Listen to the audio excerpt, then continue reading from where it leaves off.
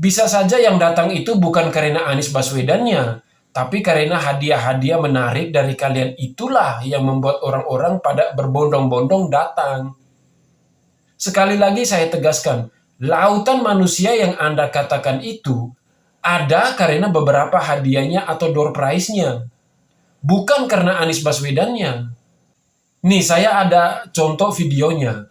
Berhubung karena ini fakta, saya sarankan buka matamu lebar-lebar, pasang kupingmu, nonton dan dengar cuplikan video pendek ini baik-baik, agar pola pikirmu itu bisa berubah.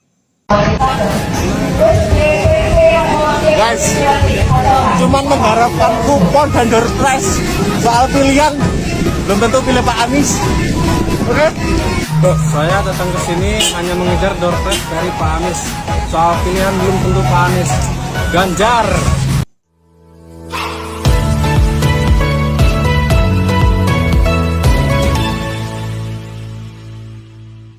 Koalisi perubahan yang digagas dan dideklarasikan oleh Partai Nasional Demokrat pada 3 Oktober 2022, di mana saat itu mereka mendeklarasikan Anies Baswedan sebagai calon Presiden Republik Indonesia 2024. Ini yang fenomena sosial yang kita saksikan, begitu ramai orang yang datang di setiap Anies Baswedan berada di daerah. Tetapi hasil survei yang dilakukan Kompas tidak sinkron antara fenomena sosiologis yang ada di masyarakat dengan hasil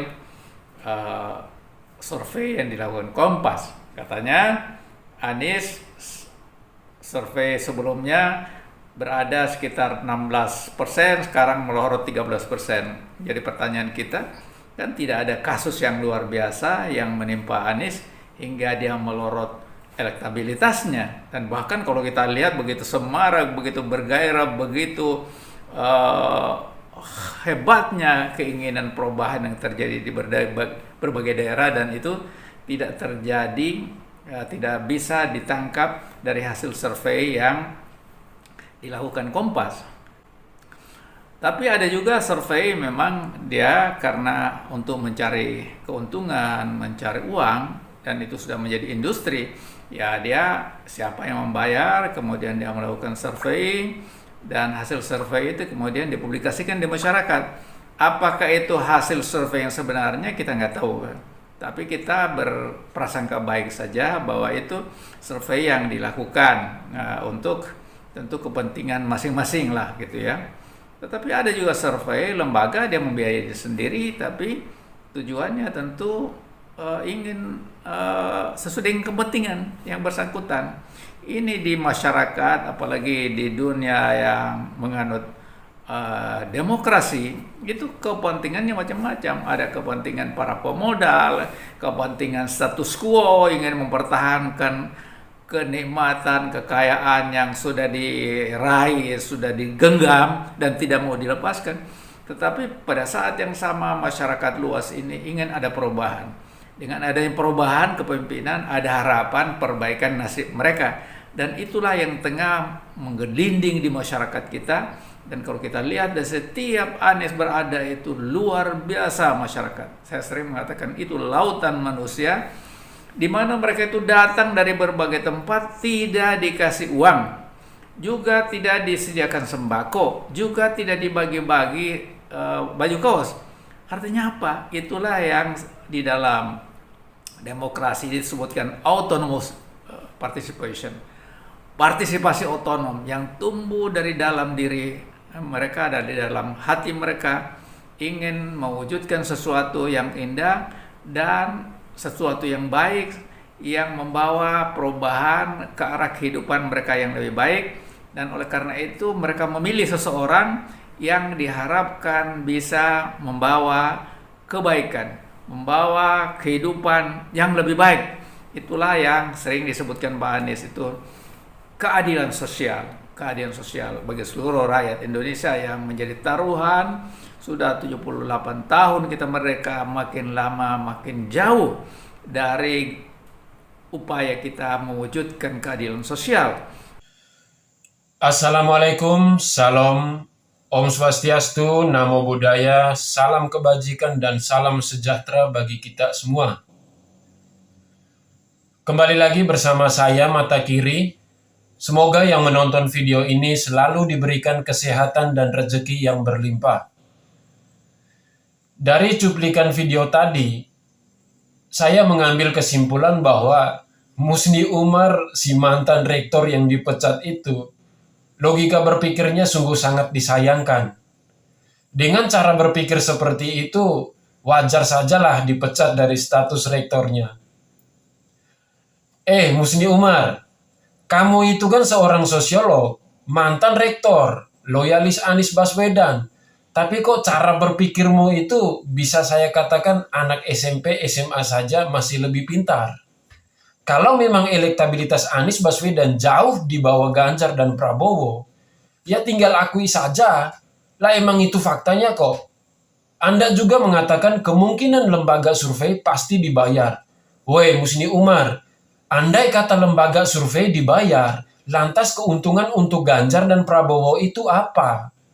Memangnya yang menentukan siapa yang berhak jadi presiden itu murni dari survei elektabilitas?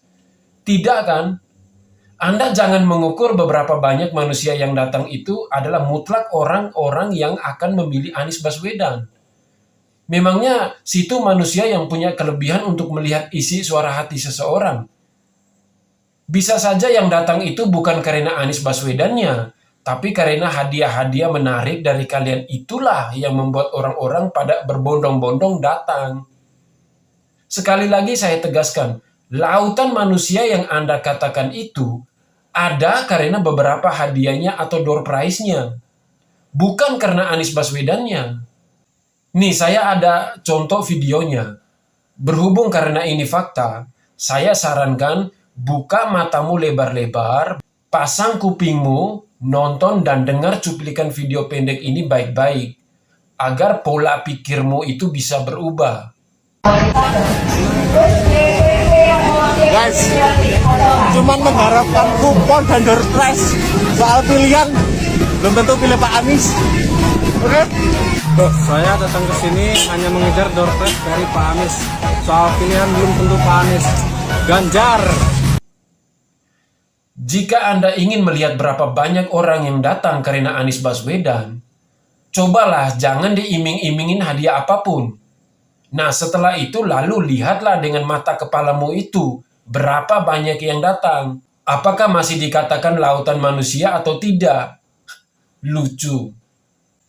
Sebagai informasi, salah satu lembaga survei yang menunjukkan tidak adanya kenaikan elektabilitas Anies, yaitu Litbang Kompas. Dalam survei terbaru lembaga ini, Anies menempati urutan 3, sebesar 13,1%. Sementara urutan pertama diisi oleh Ganjar sebesar 25,3%. Dan diikuti Prabowo sebesar 18,1%. Angka tersebut merupakan hasil survei yang berlangsung selama 25 Januari hingga 4 Februari 2023. Dengan melibatkan 1.202 responden yang dipilih dari 38 provinsi di Indonesia. Dengan tingkat kepercayaan 95% dan margin of error kurang lebih 2,83%. Akhir kata, saya Mata Kiri pamit undur diri. Salam hormat, salam NKRI, harga mati. Wassalam.